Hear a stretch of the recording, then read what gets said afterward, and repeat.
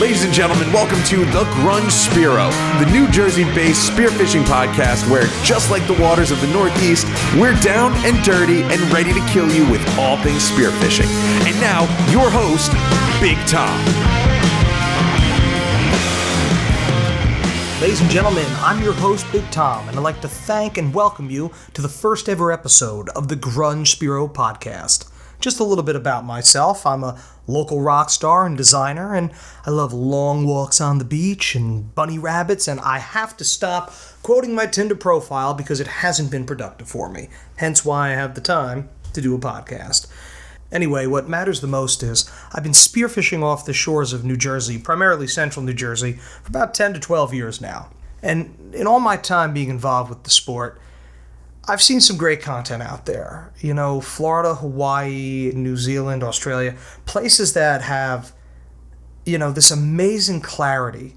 It's great. It teaches you. There's great personalities, but there's no representation for this area. There's nobody online, aside from a few local legends, that are hopping in 4 to 5 feet of visibility and grabbing fish. Which leads us into why I want to start this podcast. I want to hear from you.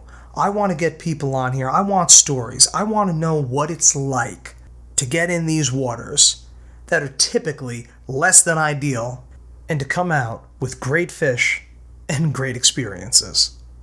I want to get down and dirty and ready to kill you with all things spearfishing. And to start this whole train a-rolling, I thought I'd jump in and tell you how I got into the sport. Well, a long time ago, on a beach far, far away, and despite being 2 miles from my house, when you're a starving college kid, anytime you have to fill up your gas tank, shit's far away. Anyway, it was early to mid-July, and a buddy and I were going down to Deal to do some fluke fishing, rod and reel. And before you get on my case about spot burning, don't be one of those. Just to help the uninitiated, and just to give you insight on Central Jersey beaches, there is pre-Hurricane Sandy and post-Hurricane Sandy, pre-beach replenishment and post-beach replenishment. If memory holds true, these jetties were designed back in the 40s to gather sand on the south side of the jetty and water on the north, and they did exactly that. But after Sandy, and locals know, so I'm not going to get political, but the government came in and said, we're going to just pump the beaches with tons of sand, thus removing and covering a lot of these jetties.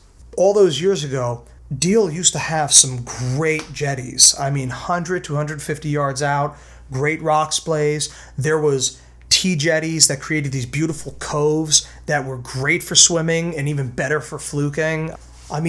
The way these jetties were set up, they just created the perfect environments and the life that you would see. It was absurd. Anyway, my buddy and I, we'll call him McNugget, and he knows why. We're down in Deal. We're throwing, at the time, some gulp. Nothing's happening. It's just whatever. Nobody's catching anything. Typical day fishing. Well, McNugget looks down and he says, Tom, put on my glasses. And he gives me his kick-ass polarized ones, and like, holy shit, I was able to see everything. How have I been, at this time, fishing here for 20 years and swimming, all this shit, and never looked down? Wow.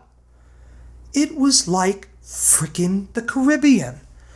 And he actually just came from the Caribbean. He said, we should go buy some freaking snorkels and hop in. So that's exactly what we did. I head down to Kmart, get my U.S. Divers pack. It was like $29.99 back before inflation. And, bright freaking blue and pink. It was insane. And we hopped in. And the first day we ever hopped in that water, we were stunned. There were all these little fish, these snappers, they're baby bluefish. And they surrounded you. And it was like being in a rainbow. Shit. I want Skittles now. But I'm speechless. I don't think people understand that looking at a fish out of the water versus in the water is a different thing. I hate to say it, these garbage fish that most people don't eat and wouldn't look twice at were some of the most beautiful things I've seen. It was truly amazing. We had to have had 30 or 40 feet of visibility. It was great. So we go back to my buddy's house and we start telling his father about how awesome of a time we had. And he's just like, hold my beer. He goes up in the attic and he brings down his spear gun from the 70s. Our minds are freaking blown. And he's telling us all about it. And we're like, you could shoot these things? Come on, Ishmael, let's go. Let's catch that whale, man. And all of these years on the water, surfing, kayaking, fishing, we never knew you can hop in and hunt. It didn't faze us, but we were hooked. So over the course of the next few days, we were looking at dive shops and like, what's open, where can we go? And we were so blind to all of it. And we're like, we got to get me a pole spear. We had the gun, we need something else. We found some podunk place in the middle of the Pine Barrens.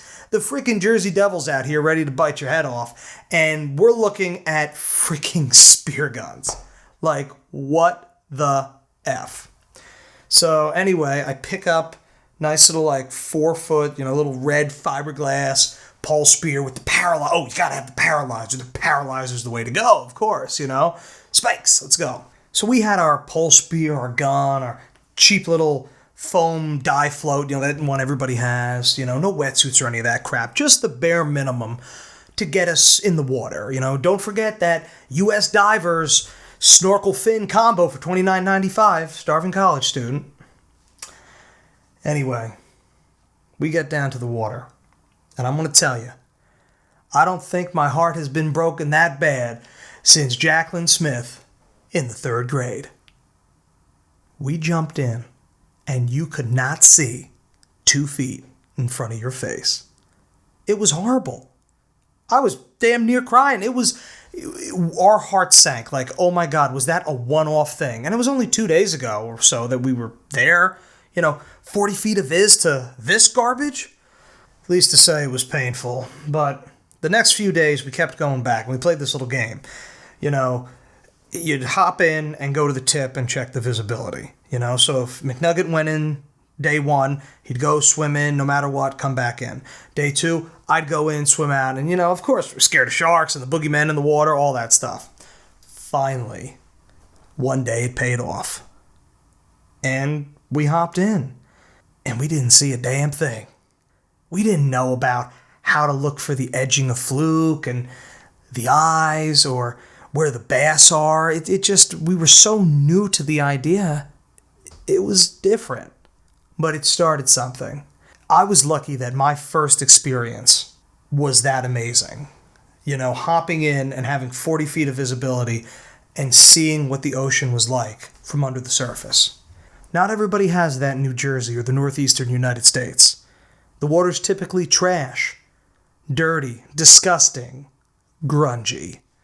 Ladies and gentlemen, I'm Big Tom, and I'd like to thank you again for coming out and listening to the first episode of the Grunge Spearo podcast.